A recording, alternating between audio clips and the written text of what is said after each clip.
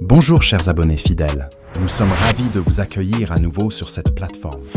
Quand le feu de la vérité brûle, les anciens reviennent se réchauffer. Novita, c'est plus qu'une chaîne, c'est une famille qui résiste, qui rassemble, qui éclaire. À nos nouveaux spectateurs, bienvenue dans la famille Novita. N'hésitez pas à vous manifester, abonnez-vous et rejoignez notre communauté. C'est entièrement gratuit. Et quand la parole est libre, l'abonnement devient acte de résistance. Ici, on ne vend pas des vues, on partage des vérités. Suivez l'exemple de Papa Patrick Bolima à Kisangani, ou de Paulo Ngonoilo à Luanda. Pourquoi pas de Marie-Christopher Kazanga, la bibliothèque Né-Congo. Quand les piliers se lèvent, le toit tient bon. Nos anciens sont nos archives vivantes, nos nouveaux sont nos pages à écrire. Nous sommes heureux de retrouver nos anciens membres de l'ancienne chaîne qui a été suspendue. Et quand le tambour est brisé, le rythme ne meurt pas. Suspension n'est pas extinction. Novita renaît, plus fort, plus clair. Chacun fait des efforts pour retrouver cette nouvelle adresse. Nous souhaitons également la bienvenue à Madame Massengo, Angelina, ainsi qu'à Jones, Kapemboa en Zambie qui ont enfin pu nous rejoindre. Quand le chemin est juste, même les pas perdus retrouvent la route. Bienvenue à vous. La diaspora est notre écho, notre force, notre relais. Jonas, your presence was missed here, and we are truly happy to see you landed. You are one of the most active members of this family, and welcome. And when the voice returns, the silence becomes celebration. Jonas, your keyboard is a weapon. Welcome back to the front line. L'un de nos serviteurs de Dieu, le pasteur Paulin Ilunga, est gravement malade. Nous prions tous pour qu'il retrouve la santé afin qu'il puisse continuer son œuvre de sauvetage des âmes. Quand le berger tombe, le troupeau pleure. Pasteur Paulin, ta voix manque à nos cœurs. Que la guérison soit ton prochain sermon. Nos pasteurs, James Ilunga, Francisco Makumbikembo en Angola et pasteur Bernard, Mafikan Zolamezo à Chikapa, ainsi que l'évangéliste Robert Monguiro à Kinshasa, vous incluront également dans leurs prières pour que tout se passe bien. Quand les prières s'unissent, même les montagnes s'inclinent. La foi est notre carburant, et nos pasteurs sont les moteurs. Papa Patrick Bolima, j'ai attentivement suivi le lien que vous nous avez partagé, et c'est exactement ce que nous dénonçons depuis, et vous en êtes pleinement conscient. Quand le peuple parle, le silence devient suspect. Ce lien, c'est plus qu'un document. C'est une preuve que la mémoire populaire ne dort pas. L'armée congolaise a été complètement détruite sur tous les plans par Joseph Kabila, l'ancien président, dont la priorité était de mener à bien cette mission. Pauline Onauchu à Kisangani. Quand le chef sabote le bouclier, le pays devient cible. Kabila n'a pas réformé l'armée. Il l'a reconfigurée pour l'exportation. Lorsque les troupes de la FDL ont pénétré sur le territoire congolais, la première chose à faire, selon les recommandations de Paul Kagame, était de détruire entièrement l'armée zaïroise, qui était bien formée. Godet, voilà Kilolo à Kasangulu. Quand l'ennemi conseille, le frère devient traître. Kagame n'a pas envahi, il a conseillé. Et le Congo a obéi. Paul Kagame a veillé à ce que le Congo ne puisse jamais constituer une armée capable de protéger ses territoires. Julio Tambu au Brésil. Quand le voisin choisit ton fusil, le champ devient sien. Le Congo n'a pas d'armée, il a des uniformes en transit. Alors Joseph Kabila va mettre en place une force militaire faible, composée d'officiers issus de divers brassages, dont il était lui-même le principal, instigateur des nominations par les injonctions reçues de Kigali. Emery Bissoukou-Dia, quand le chef nomme selon l'étranger, le drapeau devient décor. Brassage ou sabotage? Le Congo a reçu des grades sans guerre. Les officiers les plus influents de cette armée, dirigés officieusement par Kagame et officiellement par Joseph Kabila sur papier, étaient tous sous autorité de Kagame. Quand le stylo est congolais mais l'encre est rwandaise, la signature est coloniale. Le Congo a signé sa propre fragilité et Kagame a tamponné. Les officiers ayant l'apparence de Congolais ne faisaient souvent que figure de soldats, pour la plupart sans véritable formation militaire. Certains d'entre eux n'étaient que de simples commerçants devenus exécutants, des ordres venus de l'extérieur. Sosten Kazanzu. Quand le fusil est tenu par un marchand, la guerre devient commerce. Soldats sans entraînement, mais bien entraînés à fuir. Aujourd'hui, les conséquences sont évidentes.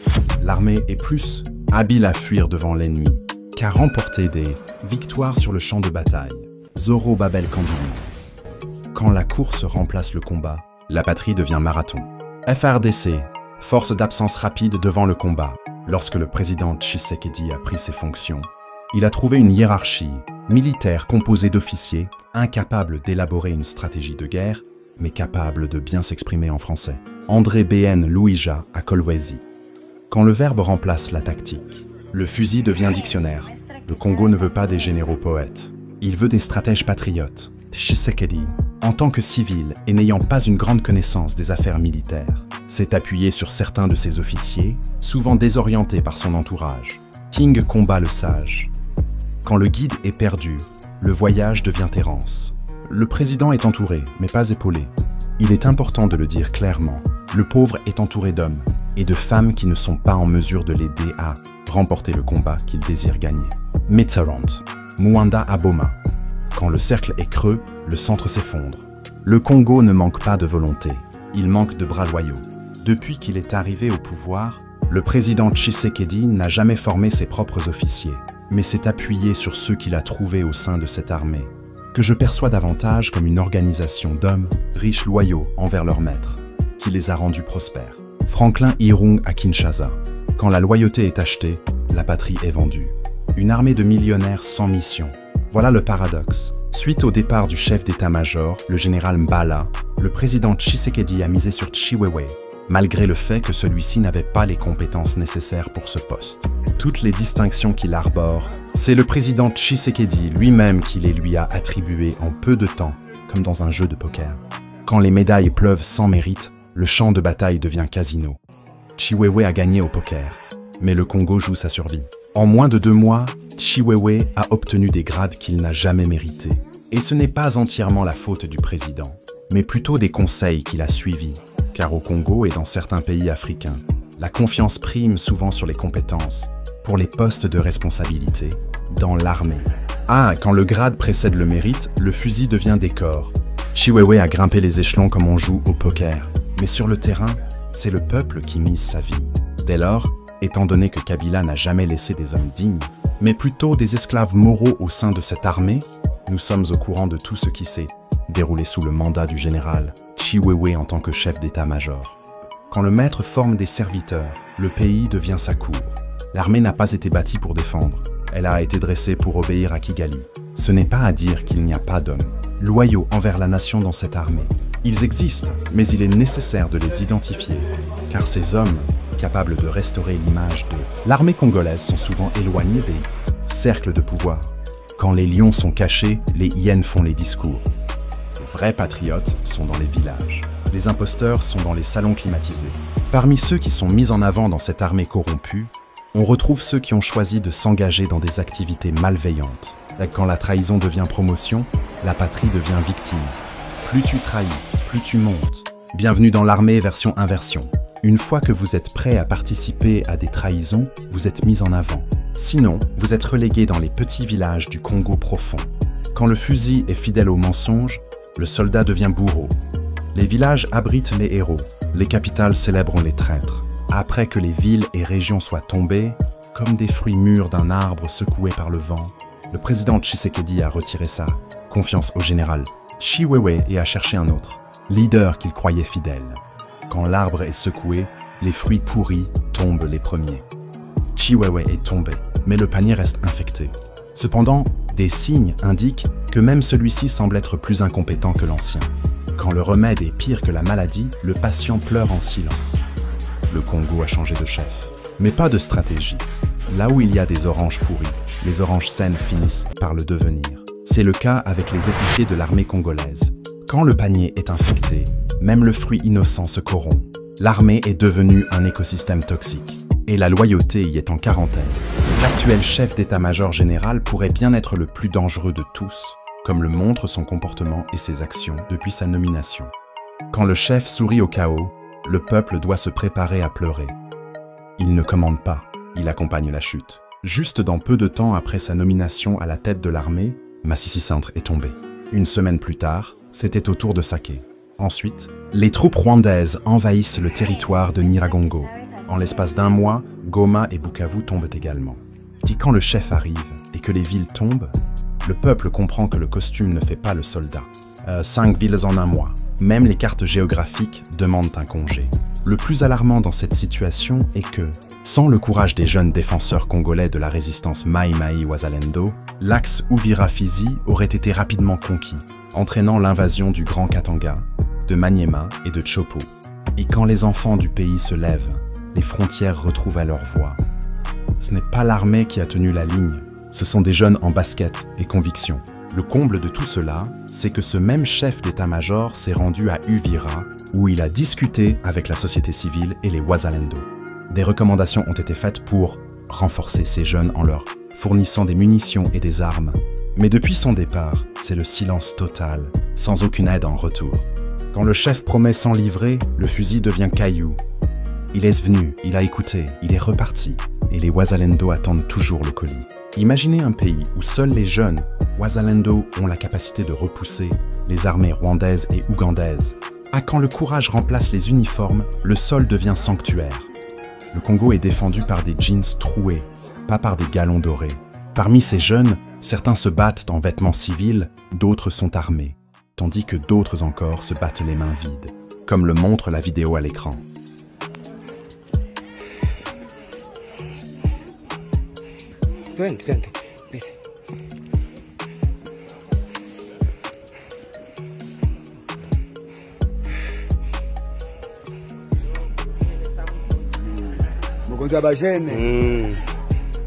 Merci.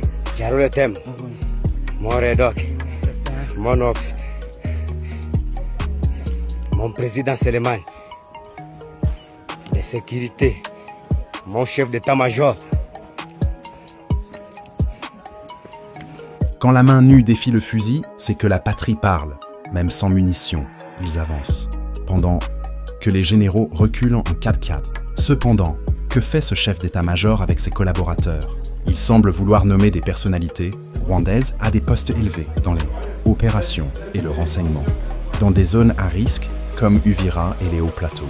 Si, quand le serpent devient conseiller, le village perd ses portes. Nommer l'ennemi pour surveiller le front, même les moustiques d'Uvira sont choqués. Malgré tous ces indices qui montrent les manigances de ces autorités militaires, le président Tshisekedi ne semble pas comprendre la situation. C'est comme s'il était aveuglé par des forces obscures. Et quand le chef ferme les yeux, le peuple ouvre les tombes. Le Congo ne demande pas des discours, il demande des décisions. Quel est le véritable objectif de cette armée? Elle cherche à briser le mur Uvira-Fizi en provoquant une confrontation avec les jeunes Wazalendo à Uvira, afin de permettre aux forces ennemies d'accéder à cette zone, pourtant solidement surveillée 24 heures sur 24 par les Wazalendo. Quand le gardien devient complice, la porte devient piège. L'armée joue contre son propre peuple, et les Wazalendo tiennent la ligne sans budget. Le rôle de l'armée devrait être d'établir un climat de confiance avec la population pour obtenir davantage d'informations sur l'ennemi. Cependant, que fait l'armée? Elle a tué 9 civils et blessé plus de 50 personnes lors des récents affrontements à Uvira. Quand le fusil vise le frère, l'ennemi applaudit. L'armée tire sur les patriotes et les infiltrés avancent sans résistance. Monsieur le président Tshisekedi, il est important de rappeler que Mobutu, en tant que militaire, avait une connaissance approfondie de l'armée, mais ses chefs d'état-major ne restaient jamais en poste plus d'un ans sans être remplacés. Quand le tambour change de rythme, le danseur s'adapte. Mobutu ne laissait pas les fauteuils s'endormir. Il savait que la guerre ne pardonne pas la routine. Ce changement fréquent n'était pas uniquement dû à des échecs, mais également à la gestion stratégique militaire. Car plus on traîne, plus on change. Quand le vent ne souffle plus, il faut changer de voile. Le Congo ne peut pas attendre que les villes tombent pour réagir. En revanche, sous votre mandat, un chef d'état-major ayant à son actif la perte de grandes villes comme Goma et Bukavu, ainsi que de nombreux points stratégiques, continue d'occuper son poste comme s'il avait réalisé des accomplissements notables. Quand l'échec devient médaille, la patrie devient théâtre. Goma est tombé, Bukavu est tombé, mais le fauteuil reste debout. Même les cartes demandent des explications. Tous les Tutsis sont affectés à l'est du Congo et occupent des postes supérieurs à ceux des véritables Congolais, malgré le fait qu'ils soient tous impliqués dans les mêmes trahisons. Quand le masque devient grade, le peuple perd sa voix. Le Congo n'est pas un terrain d'expérimentation ethnique. C'est une nation, pas une extension diplomatique. Aujourd'hui, après avoir cédé les territoires de l'est du pays, le commandant de la première zone de défense des FARDC, Chiko Chitambwe, est transféré dans le Grand Bandundu. Plus on échoue, plus on est promu. C'est ainsi que fonctionne l'armée congolaise. Quand l'échec devient diplôme, la patrie devient théâtre. Chitambwe a perdu l'Est, mais gagne le Sud-Ouest. Même les cartes géographiques sont confuses. Chiko Chitambwe a récemment mené une mission de travail à Kikwit, une ville située dans la province du Kwilu, au sud-ouest de la République démocratique du Congo, selon des informations militaires rapportées hier, dimanche. Quand le vent souffle là où il ne faut pas, les feuilles tombent sans raison. Mission à Kikwit ou repositionnement stratégique pour mieux fuir? Chacun a son propre jugement. Si le président Tshisekedi souhaitait vraiment réussir son mandat, il devrait faire preuve de plus de vigilance. Surtout que même son ministre de la Défense, membre de l'UDPS, semble lui jouer des tours, ce qui est d'autant plus surprenant. Mais quand le feu vient du cercle, le chef doit changer de bois. L'UDPS n'est pas un gage de loyauté, c'est devenu un terrain de camouflage. Que Dieu protège le Congo, car ses officiers devraient être emprisonnés pour leurs actions, et le commandement devrait être confié à des leaders comme le général Yakutumba et d'autres. Ainsi, les influences des RDF AFC M23 disparaîtraient du Congo. Quand le lion dort, les hyènes organisent le banquet. Yakutumba ne fait pas des discours, il fait des lignes de front. Avec les ressources limitées dont disposent ces Wazalendo, ils parviennent à déstabiliser toute une armée rwandaise et ougandaise. Imaginez maintenant ce que les Wazalendo pourraient accomplir avec les moyens des FARDC, incluant 2 avions de chasse. Vous avez une réponse claire. Quand le courage bat le budget, le drapeau reste debout. 2 avions, 0 stratégie. Mais les Wazalendo ont l'âme d'une armée. À Goma, l'AFC M23 a annoncé son intention de mettre en place une nouvelle justice sous un contrôle idéologique. Kinshasa laissera-t-elle faire? Quand le voleur crée la loi, le peuple devient suspect. Une justice rebelle? Même les tribunaux demandent l'asile. À Goma, environ 600 jeunes ont réussi le concours de la magistrature organisé par l'AFC M23. Le but affiché par le mouvement rebelle est de réformer le système judiciaire dans les zones qu'il contrôle, en instaurant une justice propre et rigoureuse au modèle rwandais. Et quand l'ennemi forme les juges, le verdict est déjà écrit. 600 magistrats rebelles, le Congo doit réviser son dictionnaire de souveraineté. D'après les organisateurs, tous les futurs magistrats devront suivre une formation axée sur l'idéologie de l'AFC M23, visant à prévenir la corruption, les abus de pouvoir et les erreurs du passé. Quand le poison se déguise en remède, le malade applaudit sa chute. Prévenir la corruption, avec des fusils et des slogans, même les lois rient. Cette initiative de reconstruire un système judiciaire sous influence directe soulève des questions concernant l'indépendance de la justice, dans un contexte de conflit armé et de remise en question de la légitimité de l'État. Quand la justice porte l'uniforme, la vérité devient clandestine. Le Congo ne peut pas sous-traiter sa constitution à des groupes armés. Le président congolais, Félix Tshisekedi, et son homologue rwandais, Paul Kagame, ont convenu de collaborer avec des partenaires externes, notamment les États-Unis, pour réorganiser leur chaîne d'approvisionnement en minéraux et instaurer des réformes. Quand le diamant est partagé sans le peuple, le sol pleure en silence. Réforme minérale ou redistribution diplomatique des richesses congolaises, ils se retrouveront en octobre prochain pour établir le cadre économique qui sera ensuite validé par les présidents. Quand les chefs se réunissent sans les peuples, les décisions deviennent énigmes. Octobre arrive, mais le peuple attend toujours septembre de justice. Pas des commentaires, pour l'instant, mais plus tard. Quand le silence parle, c'est que la parole prépare sa flèche. On attend la suite. Mais le Congo ne peut plus attendre longtemps. Merci infiniment d'avoir regardé cette vidéo jusqu'au bout. Nous espérons que vous avez trouvé notre contenu aussi passionnant qu'enrichissant. Votre engagement signifie énormément pour nous. Alors, si cette vidéo vous a plu, n'oubliez pas de la liker, de la partager avec vos amis et de laisser un commentaire ci-dessous. Un grand merci à nos fidèles abonnés pour votre soutien continu. Vous êtes la force qui nous pousse à continuer de créer et de partager. Et si vous êtes nouveau ici, bienvenue dans notre communauté. Nous serions ravis de vous compter parmi nous. Alors n'oubliez pas de vous abonner et de cliquer sur la cloche pour ne manquer aucune de nos futures vidéos. Rejoignez la communauté Novita TV et ensemble, continuons à explorer, apprendre et grandir.